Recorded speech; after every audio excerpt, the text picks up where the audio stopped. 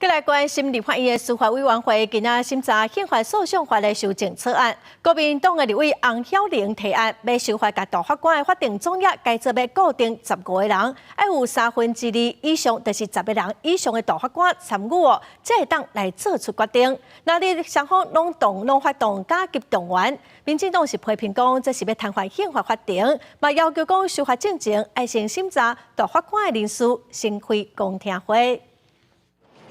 立法院司法委员会伫咧2日排审国民党立委洪晓玲所提案的宪法诉讼法修正草案，要甲大法官现有总额改做法定总额固定15个人，宪法法庭审理才有2/3以上的大法官参加，这种10个人才能做出评议裁判。那着怎么拢加急动员，未进行攻防，剩下8个人的大法官就可以开会，就可以做成影响人民重要权利的宪法判决。甚至推翻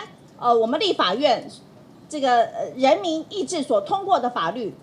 这样是正确的吗？不要瘫痪宪法法庭，那就优先即刻的启动大法官人事同意权的审查。不先行使大法官同意权就抢修宪法诉讼法，这就是此地无银300两，这就是明确的政治意图。民进党团批评，目前大法官人数或若被卡条会，只敢剩8位大法官，若是修法通过，大法官无到10个人，就敢是无法度进行宪法法庭。也强调，重大法案修正应该要先开公听会，广纳各界意见。同意排公听会。我们没有同意不同意这个事情嘛，你又不是受我指挥的人，不是我，所以你要现在是你，我说请要排公听会啊，排你就排嘛。要我排是好，谢谢。你要怎么排是你自己决定嘛。宪法诉讼法修法，那是调向立委攻防，公民团体也伫咧立法院外口表达诉求。如果你们真的要把这样一个破坏宪法权力分立的法案